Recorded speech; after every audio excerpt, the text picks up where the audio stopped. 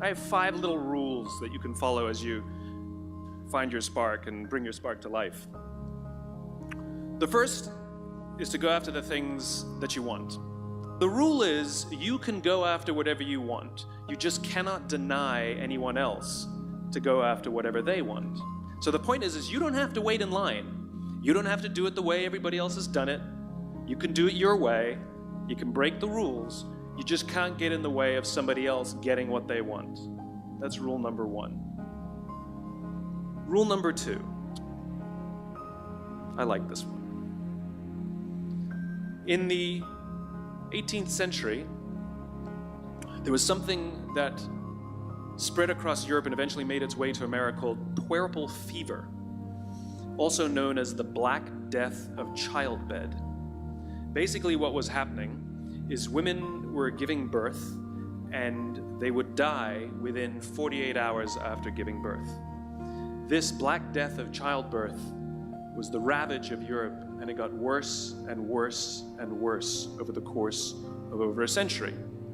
In some hospitals, it was as high as 70% of women who gave birth who would die as a result of giving birth. But this was the Renaissance. This was the time of empirical data and science, and we had thrown away things like tradition and mysticism.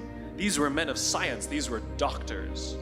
And these doctors and men of science wanted to study and try and find the reason for this Black Death of childbed, and so they got to work studying, and they would study the corpses of the women who had died.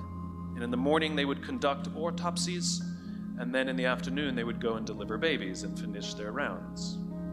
And it wasn't until somewhere in the mid-1800s that Dr. Oliver Wendell Holmes, father of Supreme Court Justice Oliver Wendell Holmes, realized that all of these doctors who were conducting autopsies in the morning weren't washing their hands before they delivered babies in the afternoon. And he pointed it out and said, "Guys, you're the problem." And they ignored him and called him crazy for 30 years. Until finally somebody realized that if they simply washed their hands, it would go away. And that's exactly what happened. When they started sterilizing their instruments and washing their hands, the Black Death of childbed disappeared. My point is, the lesson here is, sometimes you're the problem.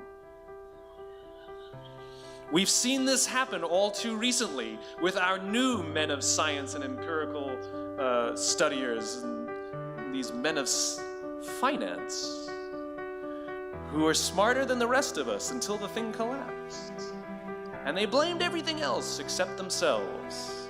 And my point is take accountability for your actions. You can take all the credit in the world for the things that you do right, as long as you also take responsibility for the things you do wrong. It must be a balanced equation. You don't get it one way and not the other. You get to take credit when you also take accountability. That's lesson 2. Lesson 3, take care of each other. The United States Navy SEALs are perhaps the most elite warriors in the world.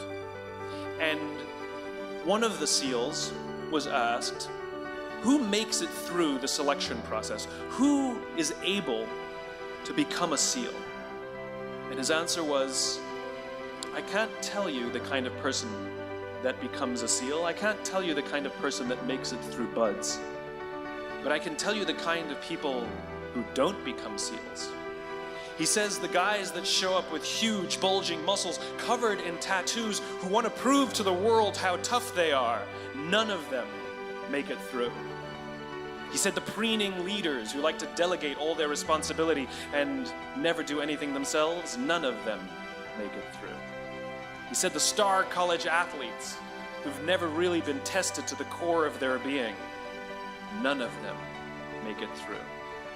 He says some of the guys that make it through are skinny, scrawny. He said some of the guys that make it through, you will see them shivering out of fear. He says, however, all the guys that make it through, when they find themselves physically spent, emotionally spent, when they have nothing left to give physically or emotionally, somehow, some way, they are able to find the energy to dig down deep inside themselves, to find the energy to help the guy next to them. They become SEALs, he said. You want to be an elite warrior. It's not about how tough you are. It's not about how smart you are. It's not about how fast you are. If you want to be an elite warrior, you better get really, really good at helping the person to the left of you and helping the person to the right of you. Because that's how people advance in the world. The world is too dangerous and the world is too difficult for you to think that you can do these things alone. If you find your spark, I commend you. Now, who are you going to ask for help, and when are you going to accept help when it's offered? Learn that skill. Learn by practicing helping each other. It'll be the single most valuable thing you ever learn in your entire life. To accept help when it's offered and to ask for it when you know that you can't do it. The amazing thing is, when you learn to ask for help, you'll discover that there are people all around you who've always wanted to help you. They just didn't think you needed it because you kept pretending that you had everything under control. And the minute you say, I don't know what I'm doing, I'm stuck, I'm scared, I don't think I can do this, you will find that lots of people who love you will rush in and take care of you. But that'll only happen if you learn to take care of them first. Lesson 4. Nelson Mandela is a particularly special case study in the leadership world because he is universally regarded as a great leader. You can take other personalities, and depending on the nation you go to, we have different opinions about other personalities. But Nelson Mandela, across the world, is universally regarded as a great leader. He was actually the son of a tribal chief. And he was asked one day, how did you learn to be a great leader? And he responded that he would go with his father to tribal meetings. And he remembers two things when his father would meet with other elders. One, they would always sit in a circle. And two, his father was always the last to speak. You will be told your whole life that you need to learn to listen. I would say that you need to learn to be the last to speak. I see it in boardrooms every day of the week.